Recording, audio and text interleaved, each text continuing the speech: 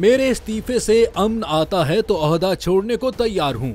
यूक्रेनी सदर का बयान। यूक्रेनी सदर ज़ेलेंस्की ने कहा है कि मेरे मुस्ताफी होने से यूक्रेन में अमन आता है तो ओहदा छोड़ने को तैयार हूँ। गैर मुल्की खबरसां इदारे के मुताबिक यूक्रेनी सदर ने यूरोपीय रहनुमाओं के साथ आज सरबराह इजलास का ऐलान कर दिया है। यूक्रेनी सदर ज़ेलेंस्की का कहना है कि अमन बजोर ताकत रूस से हो न कि यूक्रेन के साथ। बजोर ताकत रूस से हूँ न कि यूक्रेन के साथ। उन्होंने कहा कि यूक्रेन को नेटो का रुकन बना दें तो मैं मुस्ताफी हो जाऊंगा। सदर ज़ेलेंस्की का मजीद कहना है कि जंग पर खर्च 500 अरब डॉलर्स तो क्या $100 भी नहीं मानता। ऐसी डील पर दस्तखत नहीं करूंगा जिसकी अदायगी 10 नस्लों को भुगतना पड़े। उनका ये भी कहना है कि रूस के खिलाफ जंग के लिए बाइडेन इंतजामिया से रकम इमदाद के तौर पर मिली थी। किसी को पसंद आए या नहीं, इमदाद की वापसी जिम्मेदारी नहीं होती।